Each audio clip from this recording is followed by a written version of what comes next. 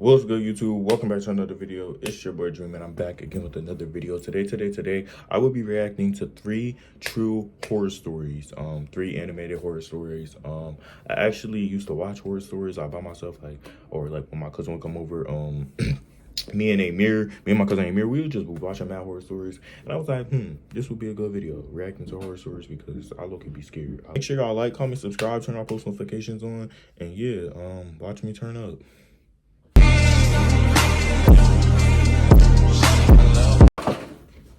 About 20 years ago, I went on a camping trip with my friend Christian. At that time, we were both around 21 years old.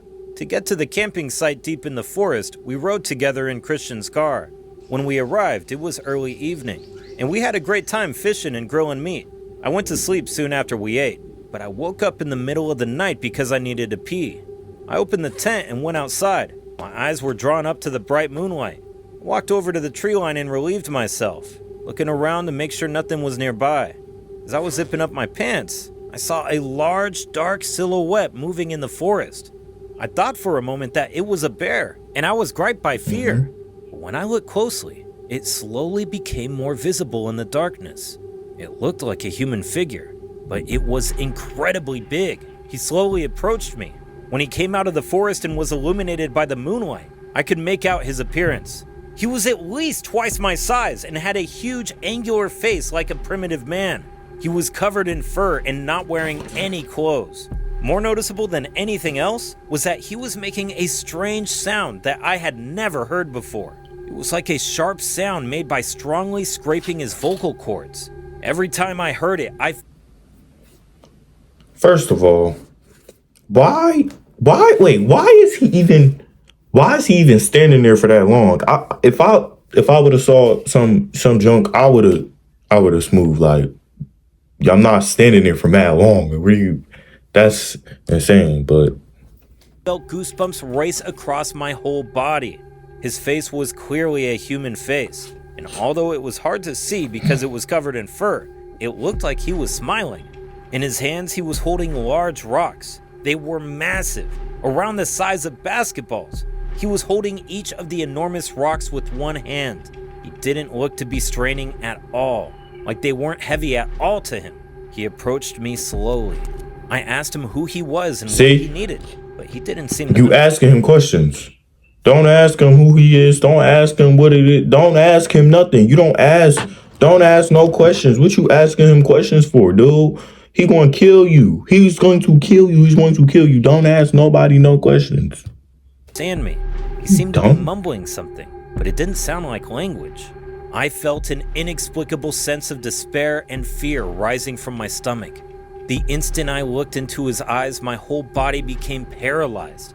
Before I could even think of anything, every cell in my body was overcome by fear.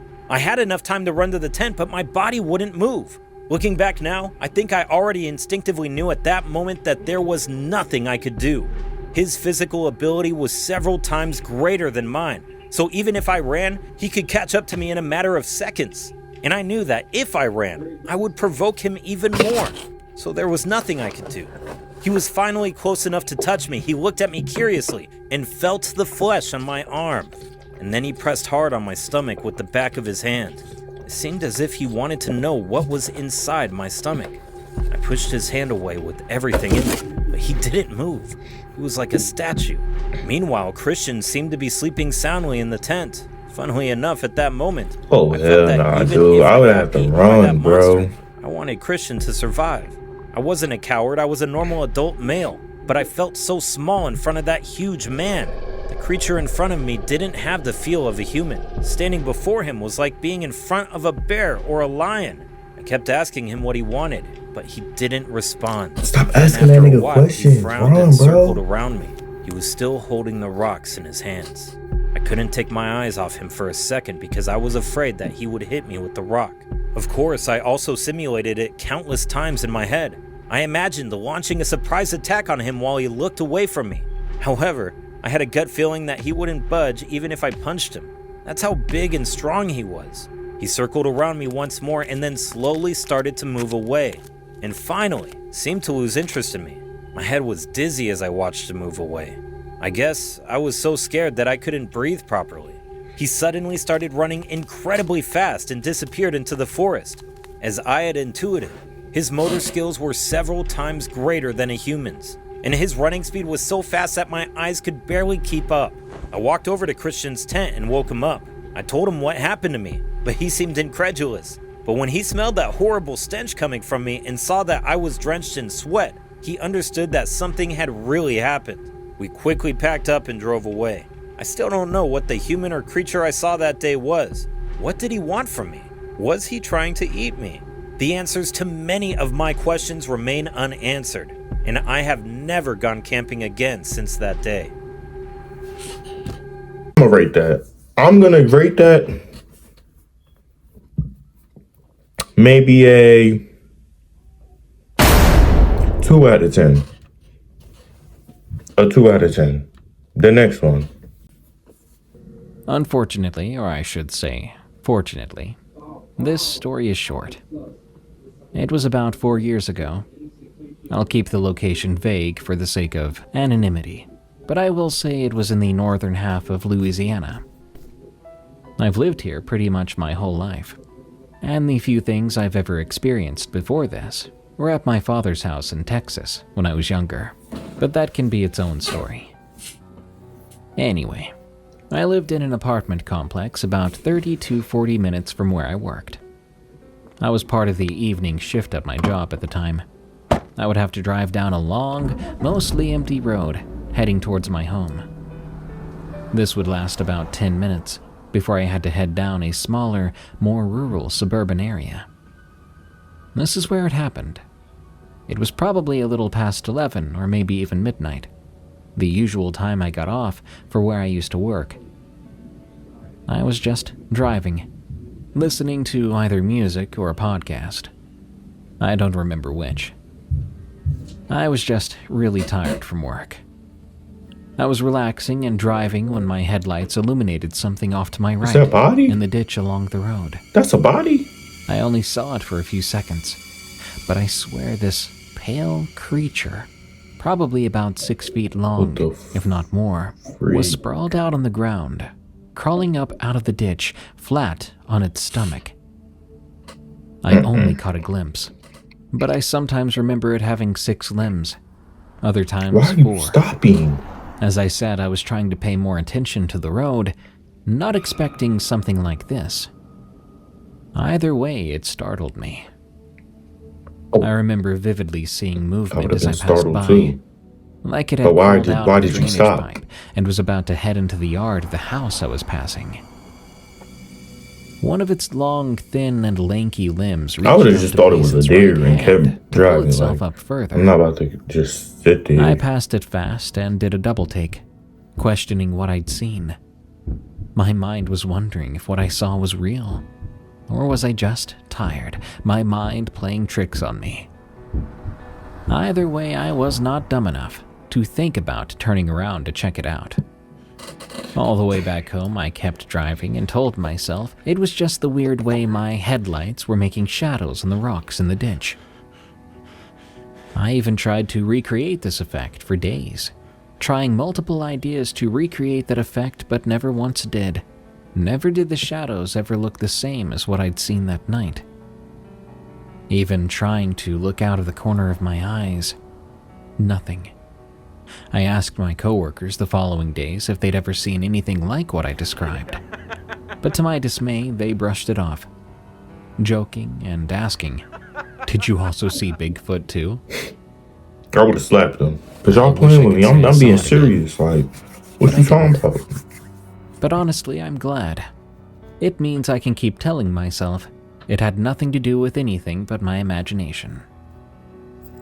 Even so, a small part of my mind says otherwise. The best description I have for what I saw that night are those things I've heard of about crawlers. Heck, I even started to follow groups online that talk about sightings like that now. I've told a few people about this. Most folks brush it off. To be honest, I still hope it was nothing more than my headlights and shadows. But you can never be too sure. If it really is out there, Please never let me see you again. Ever. That gave me the goosebumps. Hi, I'm a 12th grade graduate, but this incident takes me back to my 9th grade days when something really strange happened at our school. Imagine this. It was a normal day and we were in the middle of our 3rd period. Out of nowhere, 2 senior girls whose classroom was down the hall burst into our classroom, tears streaming down their faces. They were terrified and told our teacher, who had also been their teacher, that one of their classmates had tried to choke them in the girls' washroom. Our teacher wasted no time and rushed to the scene to investigate. They hurried to the washroom, only to find that the accused girl had somehow managed to get back into her classroom. The situation was chaos. The room was a complete mess, with books and pens scattered everywhere. The other students in her class were forced to leave, frightened and confused, hell no. not daring to go back inside. I ain't going. Now, As a here's teacher. where things get really As a teacher. weird. While all of this was As a happening, teacher, I would even have to.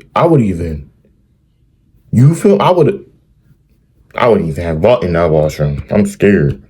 I was sitting in my classroom with my classmates thinking we were safe, but our curiosity got the best of us, and we couldn't resist peeking out to see what was happening in the seniors' classroom. Little did we know, we were about to witness something truly disturbing.